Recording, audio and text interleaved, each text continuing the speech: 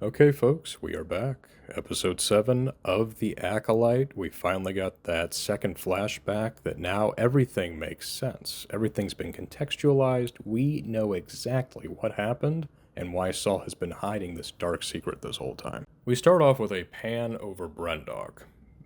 Same shot from episode 3. A lot of the shots from episode 3 were recycled and placed in this one, so you basically are seeing how Disney saved some money on this one, because budget was tight, obviously, for a Star Wars show. We cut to the Jedi analyzing the planet, so this is why they're here. We have to measure the force level of the planet, and so we've got Saul with grass that he's putting in a box for some reason. We've got people with metal detectors, people using basically a stake that's on the ground to gather readings. Showrunners, I guess, wanted some sort of tangible way to show their work on the planet, but it comes across as ridiculous. Like, Saul's just randomly throwing things into a box. We've got Torben, who looks like he's depressed, shoving grass into, I don't know, like a funnel looking thing. And then we've got Kalnaka, who can't use a metal detector correctly. He kind of just walks forward with it instead of moving it from side to side, so apparently they don't teach that at the Jedi Academy. And this leads to eventually them eating at night around a campfire and Torben basically being like, I want to go home. I don't want to be here anymore. I want to be on Coruscant. And there you have it. That is all the characterization we get of Torben. That's it. That's all he wants. He doesn't want to be here anymore. He wants to be back on Coruscant. That's his motivation for everything that he does in this episode. So there you go. There you have it. He just wants to get out of it. The other thing that's very odd here is that they have to explain to him that they're looking for this phenomenon in the Force, and that's why they're here. That's why this is an important mission. And he says, though, which is surprising, he says, we've been here for 7 weeks. And it's like, he doesn't already know why he's here? You haven't already explained to him what you're doing here? It kind of seems like a random thing to do. It's almost like we wanted to show that time had passed, but we also wanted to have terrible exposition so that the audience knew. So we had to basically do something where it doesn't make any sense, which is what they always do in the show. And this is just another example of that. We then cut to daytime, and they're continuing to do their monotonous chores, and we get a conversation from Trinity and Saul, basically talking about how she understands that his Padawan, but she doesn't want to give all the information. And I don't know if she liked the fact that Saul gave him some information the night before, but that's why they have that conversation. And the whole point of it is to set up the fact that Saul doesn't have a Padawan yet, and that's because he doesn't act like Trinity does. But of course, we have this conversation right before we then have the whole story of the episode being that Saul wants Osha as a Padawan. So again, a very conveniently placed little conversation and backstory there just to kind of service what's going to happen immediately. Saul then splits up where he finds it's the same scene basically from episode 3, but more from his perspective. He comes across the 2 girls at the tree where they argue about May torturing the butterfly, and then we see him in the woods following them as the other mother appears. She's basically the other mother because she's not the main one, Anasaya, the one that created them through the Force and the one that basically runs the whole coven. And it's funny because she's super cringe the entire time and very just overly aggressive, and she wants to fight for whatever reason, which is stupid because it basically leads to all of them getting wiped out. So she's just as culpable as the rest of them. It's also really funny in this scene when you watch it. She basically appears out of nowhere. Like, she is like sitting right behind that tree the entire time, and you can tell the actress was just told, okay, wait there for your cue, and then she just kind of appears out of nowhere. Like, we don't get to see her approaching. She just all of a sudden is behind the tree and then shows up to chastise the girl. It's one of those things where I don't know why, and there's so many different moments of this in the show, but it's like when you watch that, why didn't someone be like, you know what, maybe like show Saul's face and then we can hear her and then have her show up next to the girls the next time we pan over to them? I don't know why we made this happen like this. It's kind of that attitude of, well, it's okay, it's fine, it works, it's good enough. And that's kind of basically the attitude you can feel just seeping through, oozing out of this show as you watch it. That's the whole, basically, attitude everyone had when working with this show. So it cuts to Saul, who looks a little shaken by the whole situation. He's very surprised. He didn't think there was any life on the planet. None of them did. And so he radios in to Trinity, and then he follows to see where these girls, like where the settlement is. We then see the elevator that is used to basically take them up all the way to the top of a mountain, essentially, where they basically live in this old mining colony. And so Saul obviously tries to follow, doesn't get to operate, so he basically scales the wall of this colony, which would obviously take a while, but I guess within the realm of possibility, we'll say a Jedi can do it. It does seem kind of ridiculous, though, that he's like, okay, without waiting for any backup, I'm just going to scale this wall and hope for the best.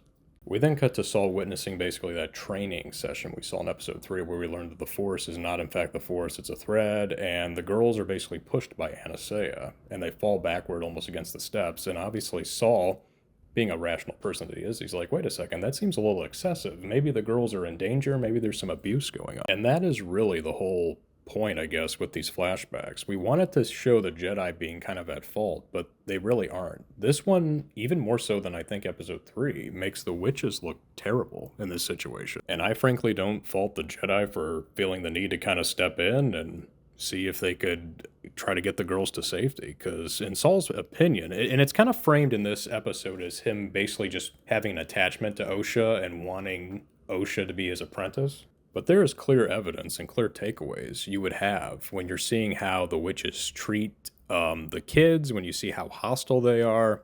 It would make sense for any logical person to be like, you know what, maybe we should get them out of here. They're not safe. It then cuts to Saul basically on his walkway. He's able to see the women outside, basically with their hands over the bottomless pit, basically, I guess, prepping for the ritual that's going to happen later on in episode 3 that we saw where the girls got the tattoos.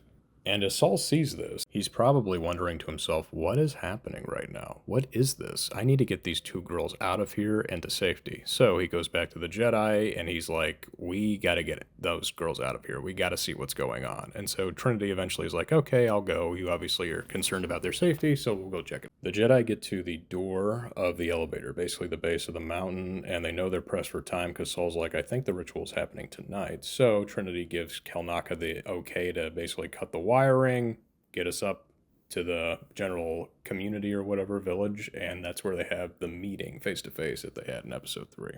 And they have their very brief conversation before Torben all of a sudden is getting mind controlled. Now, this is very, very interesting. Well, first off, it's terrible for the witches. We saw that it at least appeared that Torben didn't get his mind controlled until well into the conversation, but apparently Anastasia was basically seducing him much earlier than what we thought after seeing episode 3. And it makes it look even worse from her perspective. She's basically using the dark side, basically getting into the mind of this young Jedi, this young man, and trying to manipulate and trying to seduce and take advantage of him. She basically has control of him the whole time mentally, just trying to get his deepest desires and trying to find a way to basically leverage and control him. And he basically tells her when prompted, what's your greatest desire? He says Coruscant, which pretty boring, and it shows that there's not much depth to him at all, but there you go. So he then says Coruscant, and then that causes him then to kneel down, eyes go black, and we see it from the perspective we saw it in episode 3. And I mentioned this before in the episode 3 review, but I'll just say it again here. When you're one of the Jedi, when you see it from this perspective, you see what happened to the Padawan. That's immediately where lightsabers are drawn and you are on the offensive. They would be perfectly within their rights to be like, okay, we're cutting all of you down because you attacked one of our own unprovoked. Or, at the very least, lightsabers are drawn and they say, we're taking the kids. It's not up for debate anymore. You're all terrible people. You're using the dark side. We're taking them. We're getting them out of here. None of you are allowed to move a muscle. But sadly, just like in episode 3, none of the Jedi do anything about this. We just have the line from Andara, Trinity, Carrie-On Moss, however you want to title her. She's basically just like, we have the right to train them. You can't deny that, with your permission, of course. And then we just cut back to the ship. We don't talk about this anymore. We don't ask Torben about this. We never have any of this brought up ever again. And it really is quite a waste and just it's just, again, like, characters aren't acting or reacting the way they should. Like, you clearly had something horrible happen and there's no emotion, there's no logic. Like, hold on, we should definitely do something now because these women are terrible. And Torben especially should have even further motivation to be like, hey, let's get the girls out of here. It would give him a lot more motivation than the stupid, I just want to go home that they have. He actually has something here now, and they don't bring it up. They don't use it again. And we cut back to the Jedi on the ship, and we have Trinity looking at Torben for a little bit. I guess they had a little talk about this. It'd be nice to actually, listen to that conversation.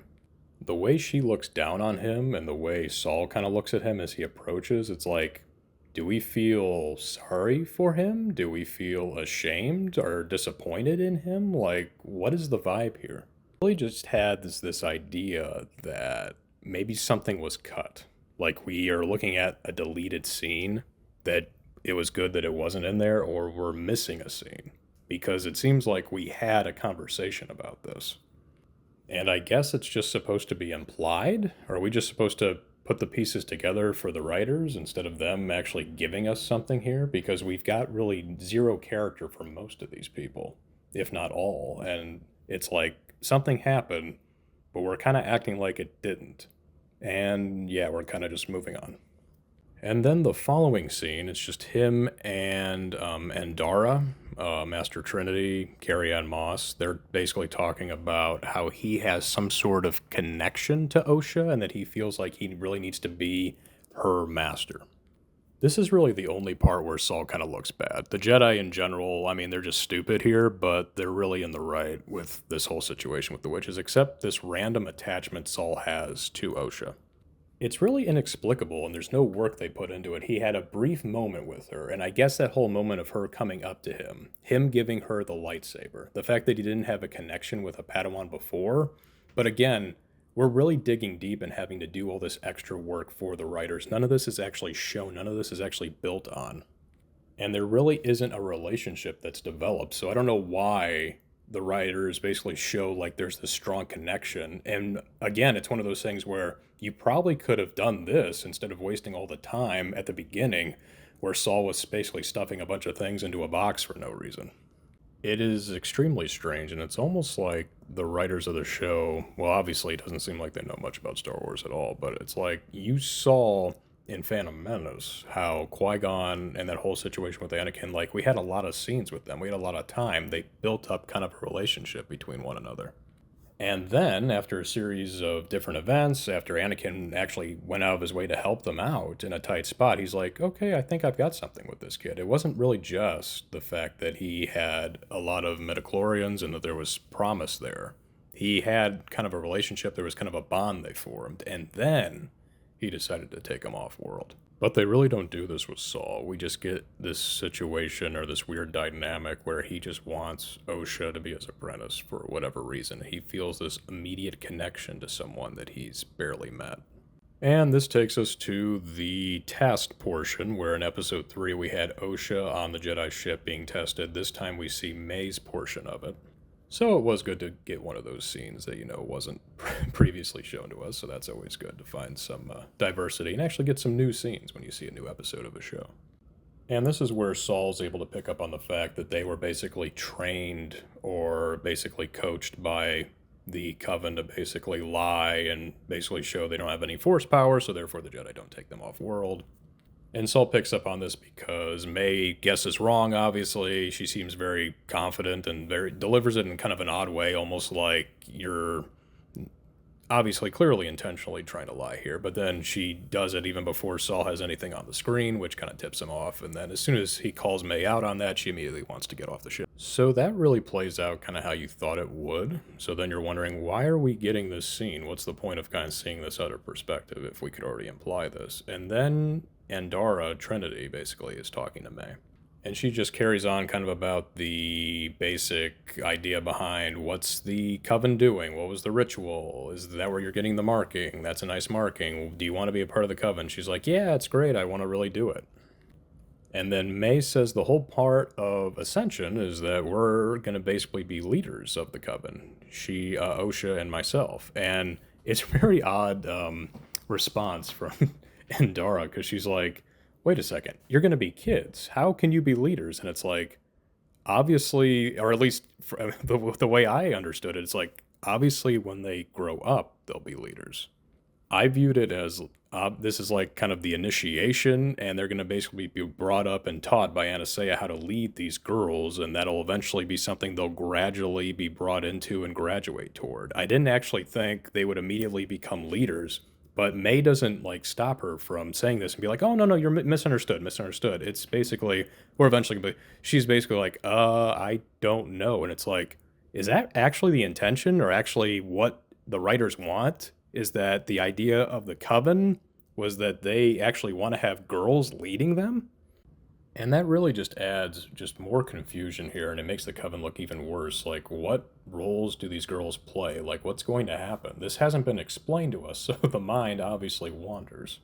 And as everyone that's watching this show tries to make sense of it, it just makes it look even worse for the writers because it seems like there was no actual creative intention behind a lot of things that happen here. And this leads to another disturbing moment here for the coven because then we have May basically saying, "Mother says everyone must go walk through fear.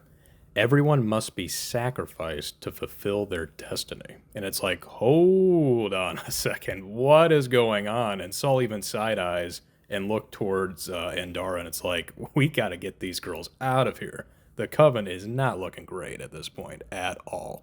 It's another one of those wild moments where we're gonna kind of meant to, I guess, insinuate that there is something very shady here with the witches, but we don't bring that up. We want to still bring up the fact that it's negative for Saul to basically want to take the girls out of here. But we get so many moments where it's clear that there's something very odd going on here with the coven. And it seems like that's never really fully addressed and kind of sidestepped a lot of times.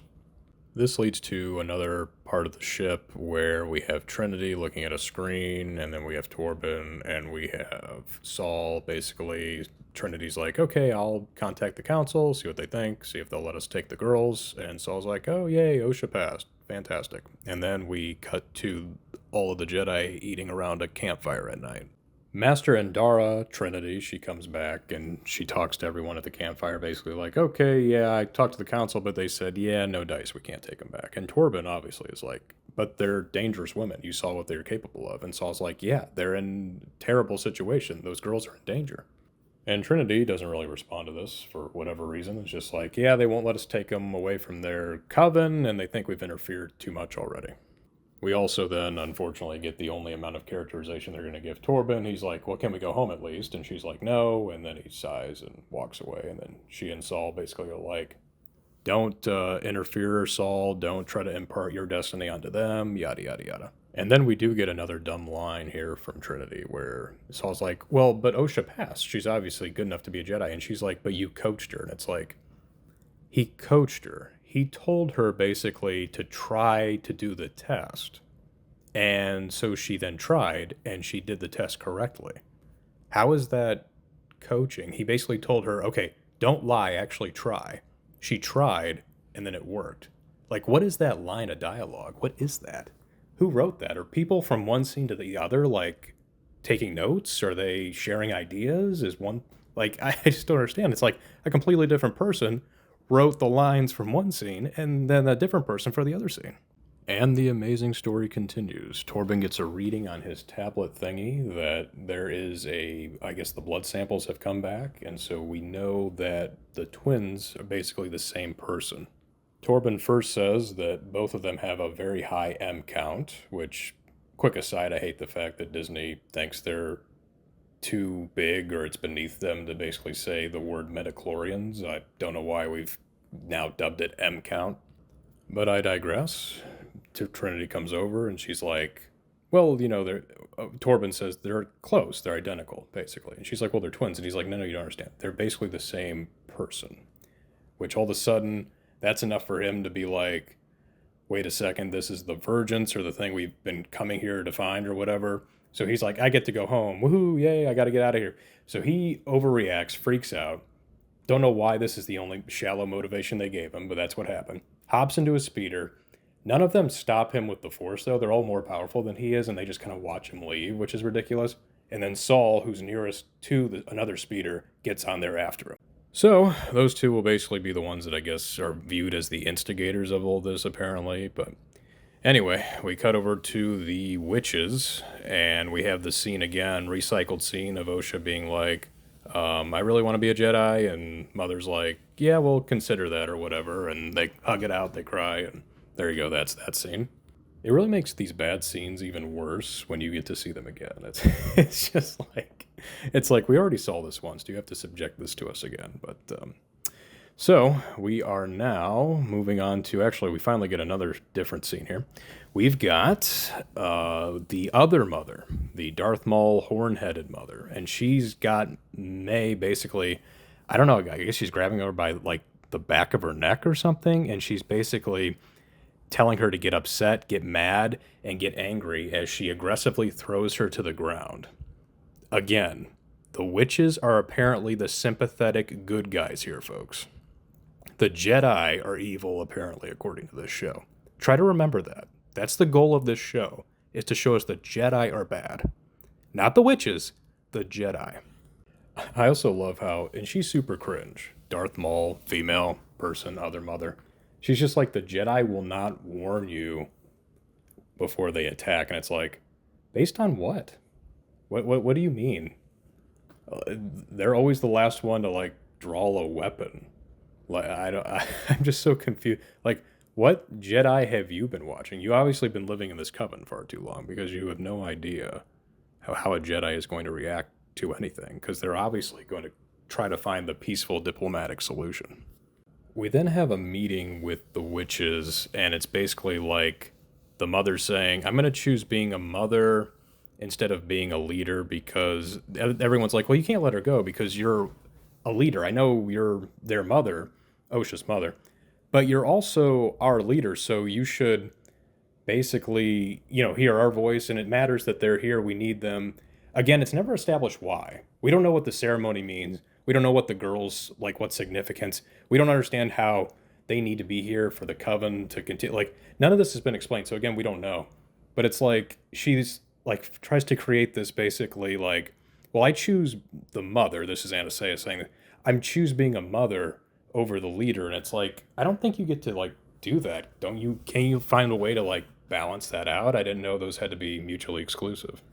And this whole scene, I guess, in the writers' minds, because obviously they don't know what they're doing, they think this episode, I guess, makes the Jedi the aggressors and the witches sympathetic. And that's why we have this other scene here where Anastasia is like, well, I'm going to choose Mother, and I want Osha to be happy with the life she has going forward, and hopefully she gets what she wants. But it's like, I don't understand this because it's contradictory to everything you're doing, especially what Horn Woman's doing. So it again doesn't make any sense. We're trying to make it sympathetic, but again, it's almost like, so the person that's writing these flashback episodes is not talking to the person that's kind of like running the entire show, because it's like none of these flashback scenes help the witches at all. And it cuts to Saul and Torben at the base of the mountain. We try the elevator, doesn't work. We then decide, well, Saul first tells them, fortify your mind so you don't get, mind control this time. And they start to scale the very large mountain again, which should take them a long time, should be a very difficult thing to do, but it only takes them a couple of minutes. We then cut to the two mothers, and they don't even look at each other or acknowledge like each other's existence. There's like no chemistry here. I don't know why these two even like each other. But Anastasia is like, I told you we can't use violence. And the other one, who's basically the cringe Darth Maul one, she's basically barking orders, prepare to fight, all this stuff. And it's like, first off, Anastasia, aren't you the leader? Just go ahead and tell them what to do. But they're continuing to act like they have this show of force, where when you're just going to give Osha to them. So I don't understand what any of this is doing. All of it makes the witches look really bad, and the point is to make them sympathetic. But they're not acting in a way where it's like, maybe, I guess the writers wanted it to be so it didn't look overtly like it was one-sided, maybe, but it makes it look so terrible because the witches feel like they're almost the aggressors in this situation.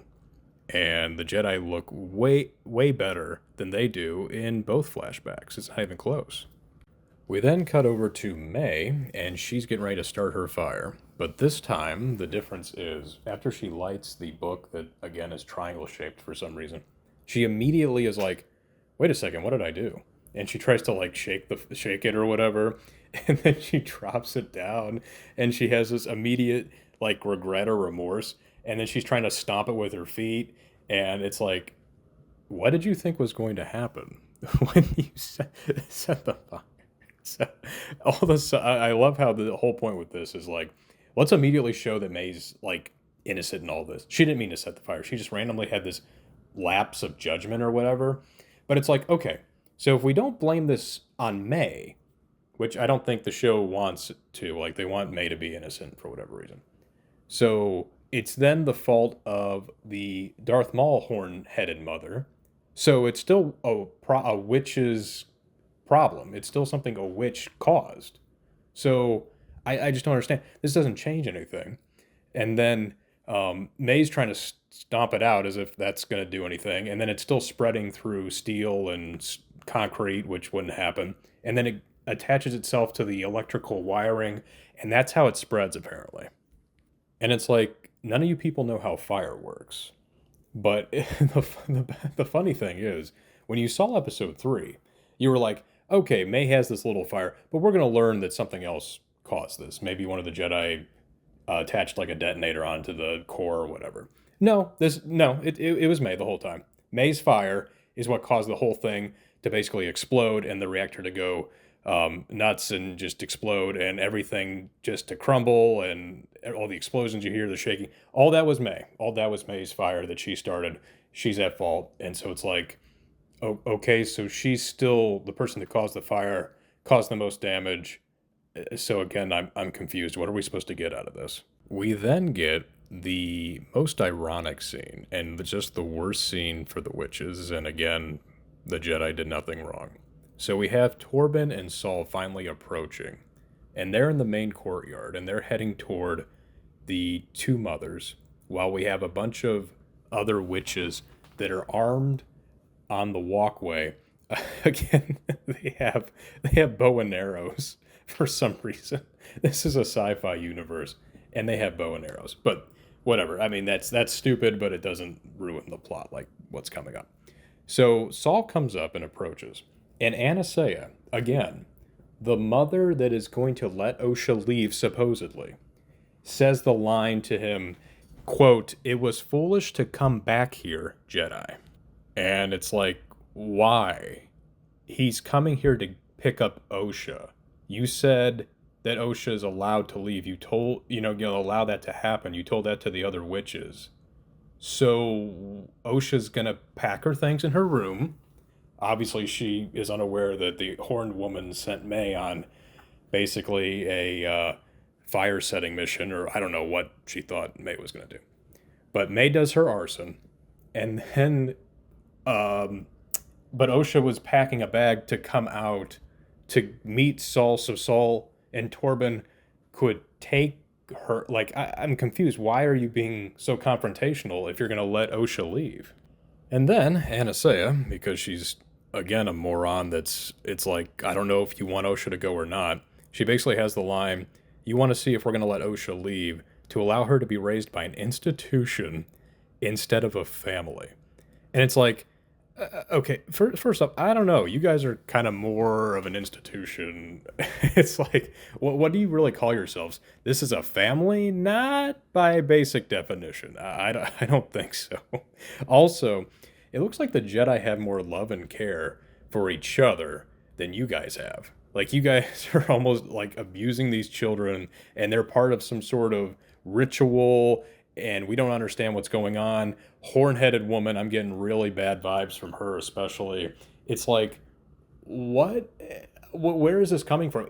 I thought you wanted Osha to leave. You're going to let Osha leave. So why are you doing this? This makes zero sense. And then Saul asks a reasonable question. The twins, how were they created? Because remember, we have the pad of Torben that had the midichlorians and the fact that they are basically identical people. So they're like, oh my gosh, they made him through the Force somehow. So that's what Saul's kind of on his mind here when he's asking that question. And he's like, again, how were they created? What happened? How did you do this? And the Horn Mother kind of looks down and then looks to Anastasia. And then every person on the walkway, all those other witches, they draw their bows back, right? Getting ready to fire. And then Anastasia, who basically is supposed to not be confrontational, takes a step toward the Jedi. Again, it's like, Why? I don't understand. You're supposed to be the sympathetic characters again, but she takes a step toward the Jedi. It's like, what are you doing? And then she has this weird line. So, of course, she doesn't address the question. She moves past it, walks toward him. Again, don't know why. I thought you were trying to avoid confrontation. And then she has the audacity to say, someday those noble intentions you all have will eventually destroy every Jedi in the galaxy, basically. And it's like, okay, stop. The creator thinks they're so smart. It's amazing. It's like, no, you can't just randomly be like, oh, I'm gonna tie this in now, kind of vaguely to the prequels or whatever. It's like, just knock it off. Your thing doesn't hold a candle to them. It doesn't work out. This is terrible. Stop trying to connect it. You're just making things worse. And then May runs out and she's like, Mama, help me, as she's crying. And Saul says OSHA, and it's like, is this intentional that he mistook them or made the mistake? Or I guess her tattoo's covered up, so he thinks it's OSHA. Okay, I mean, they are twins, so reasonable mistake to make. And then all of a sudden, Torben, who had his lightsaber out already, because the women have their bows drawn, so he's probably like, I need to get ready to go. We then have Horn-Headed Mother get into some weird slow-mo stance, and so Torben's like, okay, I got to ignite my lightsaber. And then, as all of this is happening, Saul's got his hand up toward May, so he's just kind of looking away as all this is kind of happening in slow motion. And then the worst thing in the world for the witches, as far as their like innocence happens, Anastasia, for whatever reason, I don't know why, didn't need to happen. Everyone was kind of out the ready, but no one was attacking anybody yet. She freaks out and then uses her weird thread powers, right? Not force, it's a thread, to turn into some demonic ghost thing. And it's like, what is this? What are you doing?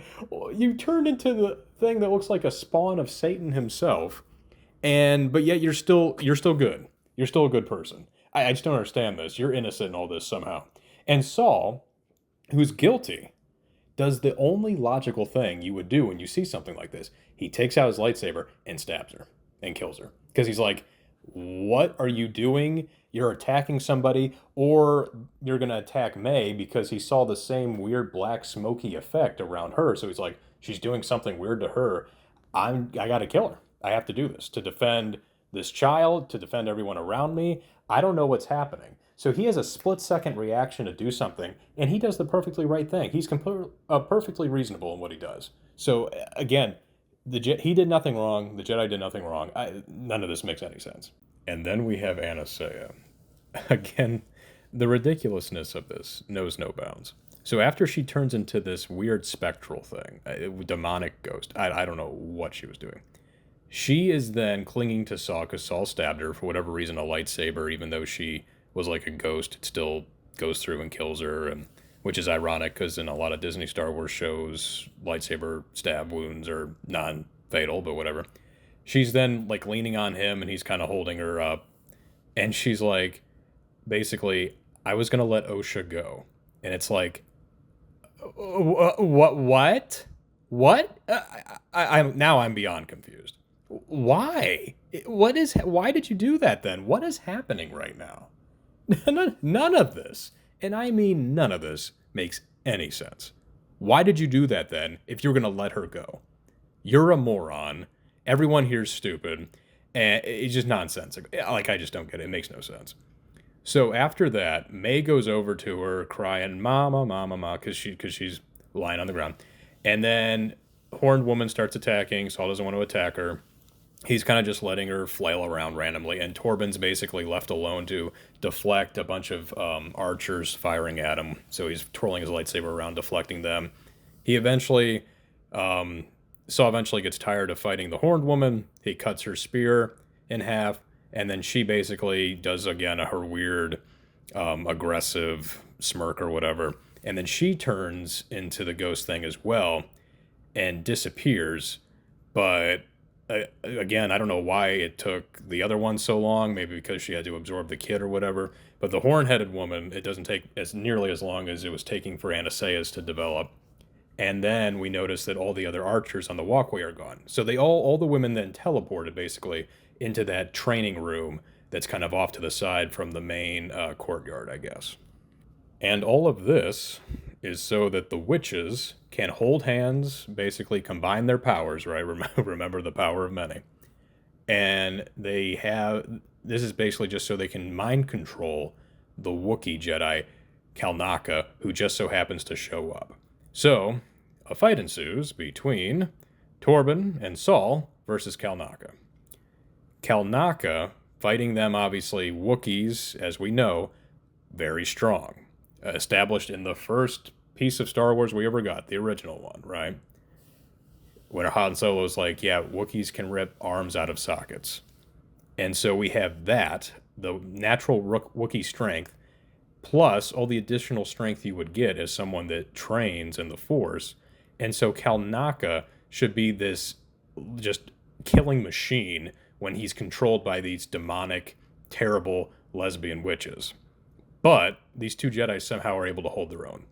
It, it doesn't make a lick of sense. There are so many times, when he has them either deflecting where he could outmatch them with physicality, or there's a moment with each of them where he's got them basically pinned back, and I think it's Saul by the neck, and then Torben, who's in a weak deflecting state. And it would be easily, once he gets his hand on the neck or any part of the body, he just has to squeeze, and he could just literally just break bones, snap necks. Like it should be super easy, because again, there's no filter there.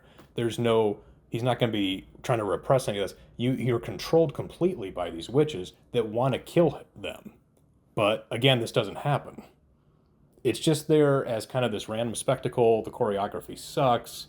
And it's all just because we wanted to, again, show the Wookiee Jedi. He wasn't a character. He was just a prop in this show. Terribly done, terribly executed. Again, it doesn't make any sense. And Dara then comes in out of nowhere. Basically, it just jumps on his shoulders, his being Kalnaka's, and somehow that's able to bring him to the ground. Again, this is a Wookiee, very strong, but she's able to do this somehow. And then she puts her hand up to the head and basically is able to use her force power to basically overwhelm and show more strength than the combined coven. And she's able to relinquish the force mind control, or I guess thread mind control they have on him.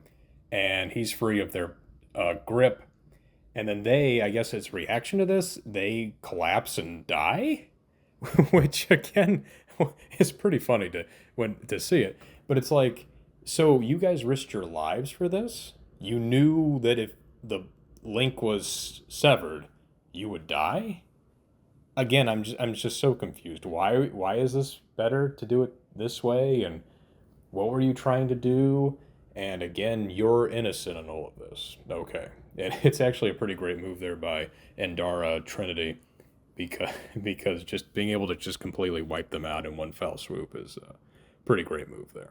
So that's how that ends. And we all just then take Osha and we head back to the ship. And let's see. Oh, yeah, that's right. So before we go to the ship, Trinity's like, okay, Saul, go get Osha. Go get her. And so we then go to the scene where it's the twins and they're at the severed bridge.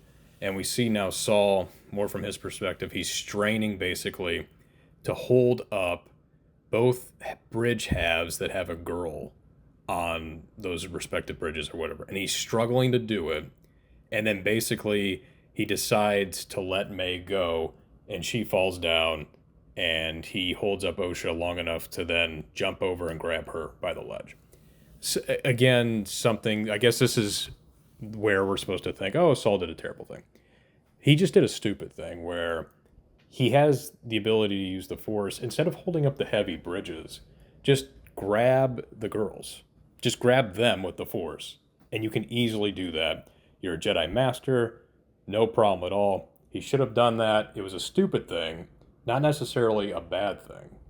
So again, not only guilty here of course, being stupid. And when we get back to the ship, Trinity, everyone looks kind of somber, and they're like, oh my gosh, what did we do? It's terrible. So, obviously the Jedi, they regret what they did. It didn't go as they planned. But, again, didn't do anything wrong. And Saul's like, okay, I'm ready to face the council for this. Let's talk to him. And Trinity, though, is like, no, let's not do that. You're going to ruin her dream if you do this. So, no, we're going to lie. We're going to cover up. We're going to say, May started the fire, and that's that.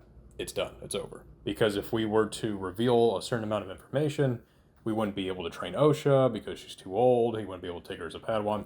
So, therefore, we have to kind of do it this way in order for her to then live her dream of being a Jedi that she wants to do. So that's kind of the whole impetus there for Carrie-On Moss, Trinity, and Dara's character to basically say, let's just lie about this. Let's cover this up. And again, this is stupid here. So this is the only, other than saying dumb things throughout the episode that were kind of questionable, this is the big issue that Andara has, or her big contribution, I guess, to this, because there's really no reason not to just tell the council this. Tell them exactly what happened. Tell them we finally found what was going on the planet. There's the two girls. They were created somehow through the Force. These people are Sith, dark side users, definitely not using the Force for anything pleasant. This one woman turned into this weird demonic ghost thing. So we went in there. We wanted to get the kids. And then they retaliated. Things got messy. We didn't instigate this.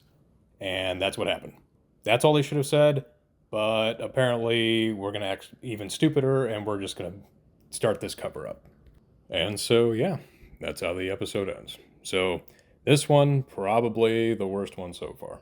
This one, like episode 3 didn't even really need to happen. I get the idea that episode 3 was the pro Jedi one, and then this one is supposed to make them look worse, but they look pretty good in both of these. So I'm just confused by this. I have no idea why this was here, why we needed 2 of these. None of this makes any sense. So, yeah, there you go. Episode 7. Thanks for watching, folks. We'll see you next time.